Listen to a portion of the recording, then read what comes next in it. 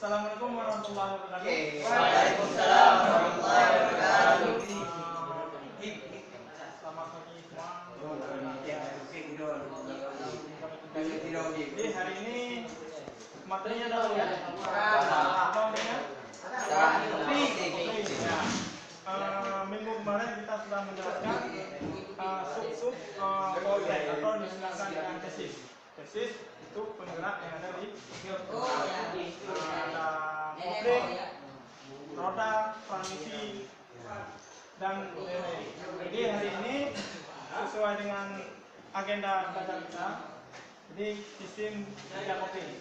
Kira-kira ada yang bisa tahu nggak? Bagaimana sistem kerja kopling? Belum.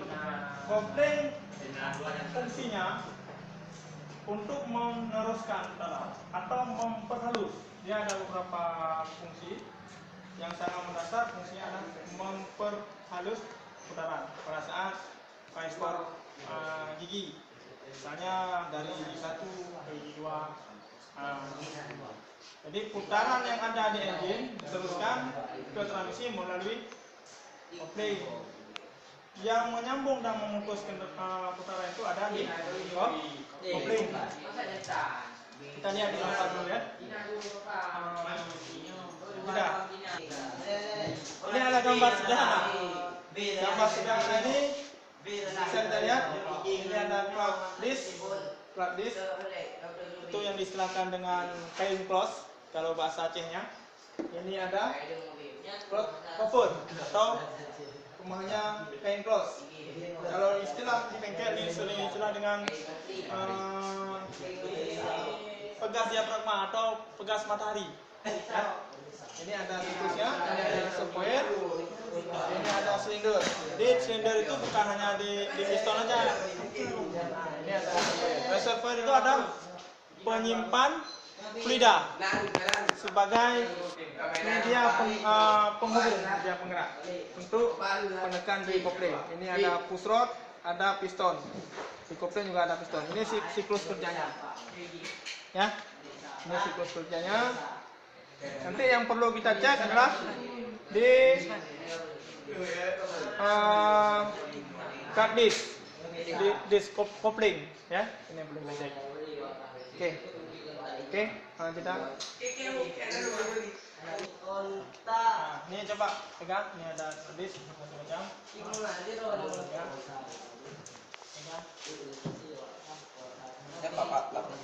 Ya. Jadi.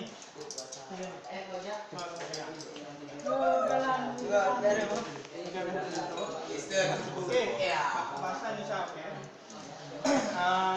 Saya kira setelah diamati ada pertanyaan nggak? Ya, di channel kalian itu ada berbagai macam jenis kopling. Yang itu semua ada kopling, ya. Cuma unitnya yang berbeda. Mungkin ada volumenya beda, kendaraannya juga beda. Ada pertanyaan? Ada. Apa? Ini bagaimana cara kerja pelan?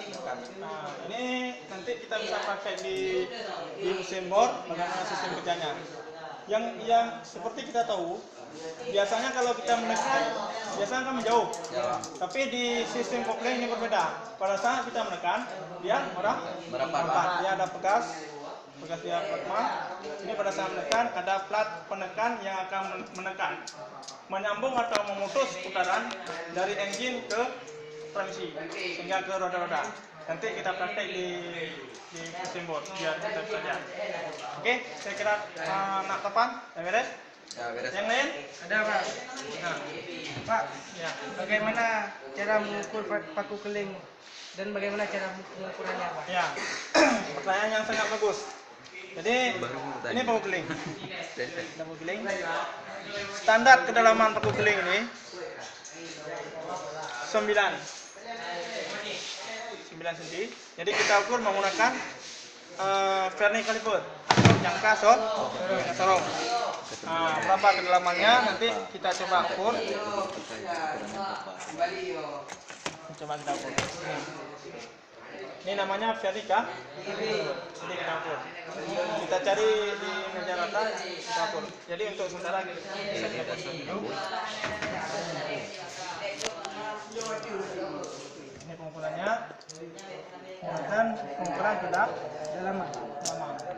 mat. Jadi bisa kita di sini. Coba baca. 9, Pak. Ya, oke. Kira-kira ini masih bagus dan ketebalan ini tidak perlu diukur, ya.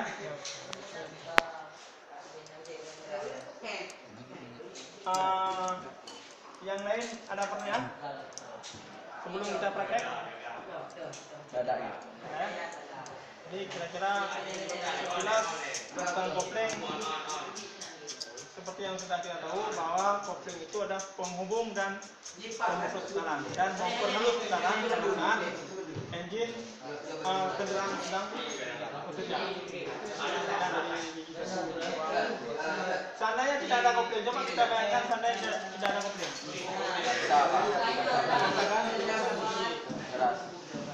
Oke, jadi kita praktek. Kita lihat bagaimana pegas diafragma bekerja pada saat terjadi penekanan.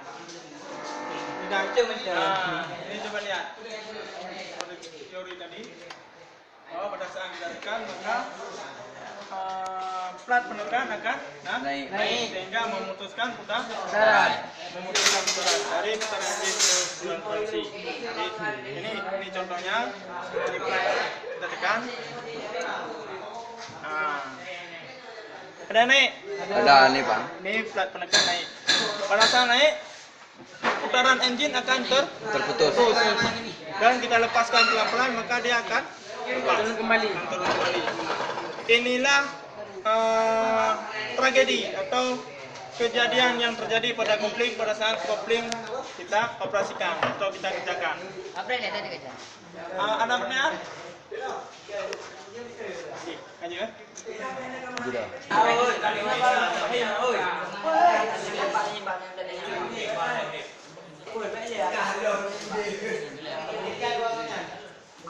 Tiga. Gambar berikut ini ada berapa ini? Pertama ada garpu pembebas. Ini garpu pembebas. Di nomor 2 ada bantalan pembebas. Bantalan. Ya. Kita lihat di ini. Tutup kopling. Sudah ada kemudian. Ada tuas penekan. Keempat, ada tuas penekan. Ada pegas kopling. Ini pegasnya. Pegas yang kita tekan tadi.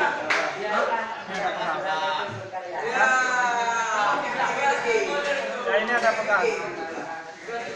Di 4C. Nomor 6 ada pelat penekan.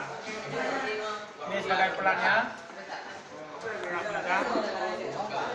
Yang ketujuh ada pelat kopling. Ini yang diistilahkan dengan kain cloth. Kain cloth atau pelat kopling. Oke. Nah, tengoknya juga.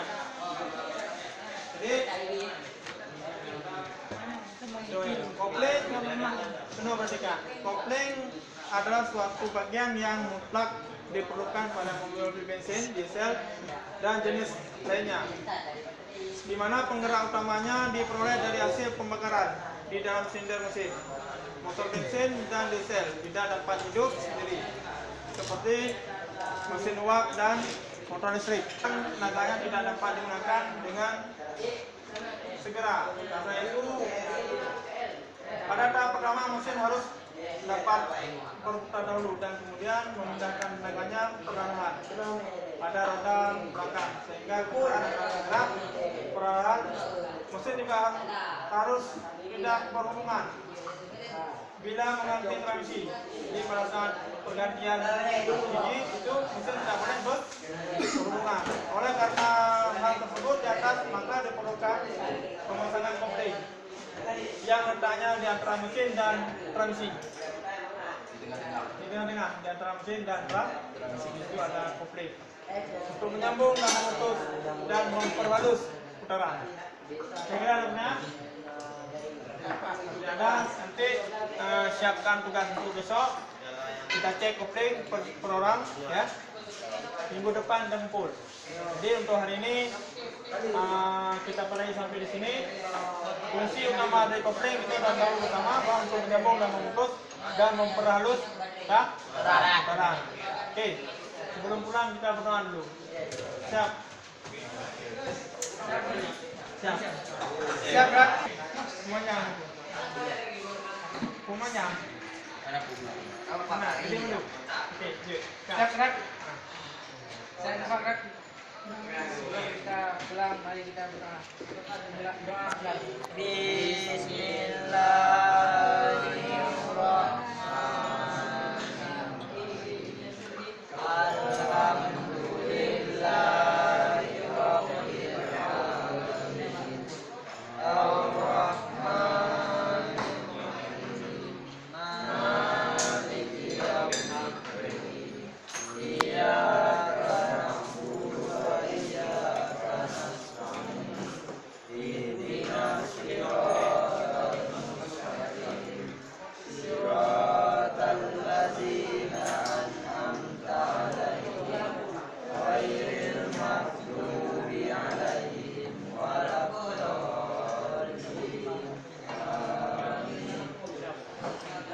Doa selesai. Nah, jadi untuk minggu depan, usahakan jangan lupa apa? Gas dan kopling yang sudah kita bayar tadi. Kalian dengan semuanya dan jawab sini dibuat ya. Siap, Pak. Siap, bukan?